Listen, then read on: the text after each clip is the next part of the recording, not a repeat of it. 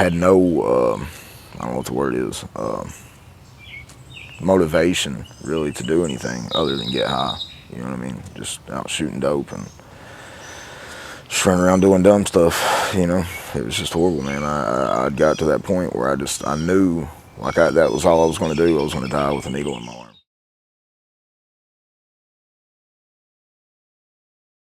Who are you?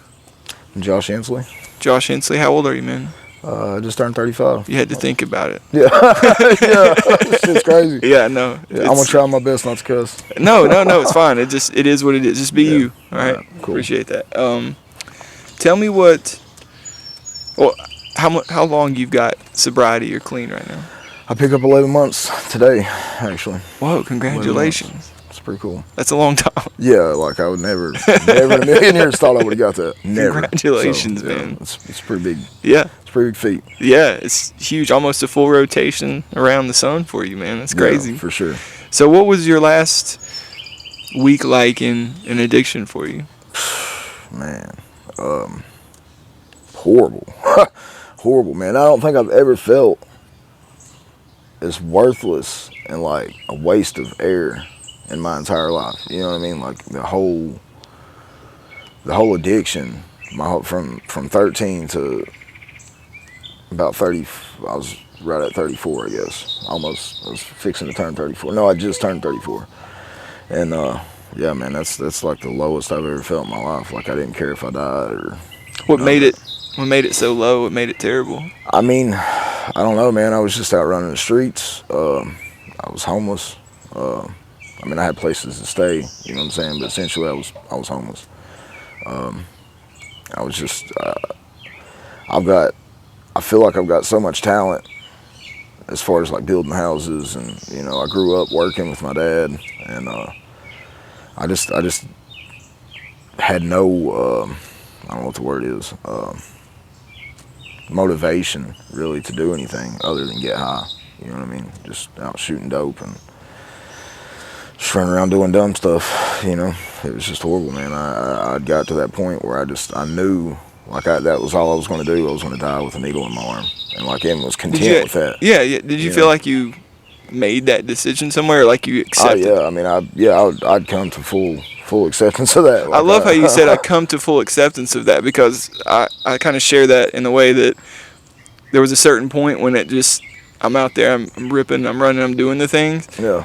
That didn't necessarily choose to be here, yeah, right? But so what I'm trying to do is attempt to make peace with the fact that this is how I'm going to be. Right. So what motivates you in life today? Man, just being sober, man. Having my dad back in my life. I lost my mom while I was in jail. This not the very last time I went to jail, the time before that. And she had so much hope that I was really going to get it this time. You know what I'm saying? And I really felt like I did. And I got out and they put me in DRC. And, What's that? Day Reporting Center in Johnson City. It's like an IOP. It's like a outpatient rehab. Yeah, intensive outpatient rehab. It's 4 days a week. I mean, I just got to phase 3 in that, so that's pretty cool. Never thought I'd make it there either. Congrats. So, but yeah, so she died in January, and I got out in February of 23. Yeah, and so I made it to about June, I guess, and I relapsed again. And that just kind of devastated me too, you know, because she had all this hope that I was going to make it before I got out, and I really don't know what happened, man. I think it was more like Father's Day, about the time around Father's Day that I'd relapsed. I was living with my dad, and I don't know, man. I just kind of seen it all over his face. It was just a bad time, and I just fucked it up. Just went and relapsed, and then went to DRC, failed a drug test, and waited for the police to come pick me up. Went back to jail and done like about a 3-month, I guess, violation in there, and got back out, and they court ordered me here to recover resources, and been here ever since, man. Here you are. Yeah, here I am. So what have you found about your life today that's important to you? About who you are? I don't know, man. I'm back working again, framing and doing siding and all that stuff. I work for J.D. Williamson, actually. That's that's Yeah, for yeah. recovery resources. So yeah, it's pretty cool. He gave me a really good, really good start. So like, and that's one of my driving biggest drives right now is just working because So I've always wanted to be purpose. a yeah. It's a purpose, yeah, for sure. Tell me about your community a little bit. You're involved in. It's great, man. Craig and Tabitha are awesome. DRC staff is great. You I know, want to know about some of your friends. well, I mean, I got this whole house here. When I first come in, it was Michael Waddell and Scott Nelms. Valdair was here. Shout out Valdair's Mike still and here. Scott. Huh? I said Yeah, shout shout out out Mike. Mike and Scott. Yeah, yeah, man. So when I come in, I was kind of a lot like Lucas. You know, I was just really nervous. Didn't want to do none of this. Like I thought about just telling. I mean, I did tell the jail and stuff or the court that I was like, yeah, man, I'll definitely do the sober living thing and was just gonna bounce. You know, I was gone. And I got here and I was like, man, I'm gonna stick it out for just a little bit, see how this goes, you know, and absolutely hated it. I hated everything about this. And Nice. yeah, shout out Craig and Tabitha, Craig and Tabitha. But nah, man, once I got into it though, man, like and seeing what the people were doing, it gave me hope. Like for real, like going to meetings and stuff. I was forced into the meetings. I was forced into all this. So I just kind of stuck around, man, and just hung it out and. So it suggests to me if you're forced to do something, but you either find real purpose, real connection, or you're fully brainwashed.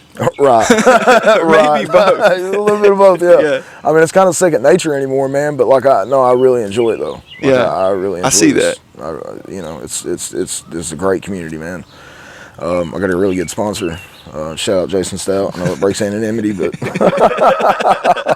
you know, he works at MAG and stuff, man. But like with Craig and Tabitha Recovery Resources, man, and Jason, man, that's like. That's what's got me here. Yeah. For real. Absolutely. For sure. Absolutely. What? Changing gears a little bit, but maybe maybe not. What is What do you think like your biggest fears are today?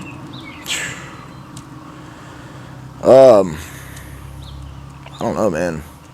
Relapse would probably be one of my biggest because I already know what'll come of that. You know, I would just be back balls to the wall. Other than that, man, like I say this a lot at DRC too, man. But I've got a big fear of success and I've got a big fear of failure, all mixed together. You know what I mean? Like I don't want to be too successful, but I definitely don't want to fail. If that makes any sense. Like, Yeah, probably don't. I've heard the story of Goldilocks before. It's Yeah. perfect. Narcissistic with an inferiority complex. Mhm. Yeah. I literally walk into a room and can feel like I'm smarter or better than everybody in there, but at the same time, I don't want to say anything or tell them that because I may get it wrong, Right. you know? Yeah. Yeah. So how is it you deal with that fear in your life? Meetings, man. Just meetings. Just trying to get strength, hope, and experience from other addicts. You know. What goes on at those meetings? It's anonymity, man. No. Just a lot of strength, hope, and experience, man. Like Do you think it's about what's said or about who's there? both.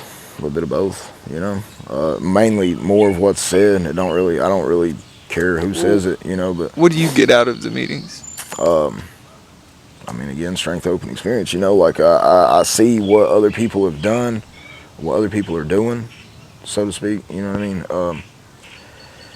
And I don't talk a lot in the meetings, but I don't know, man. Like some meetings are really boring, but Yeah. most of them, man, I get a lot. I try to take away something from at least every meeting. You know what I mean? Whether it's small or huge. You know? That's fair. That's fair. So I asked you that. You said you get experience, strength, and hope from the meetings, which is like the cookie cutter answer. But I also asked that is a rhetorical question. Maybe not so much rhetorical, but a leading question in the sense of, do you feel like you provide experience, strength, and hope to your community?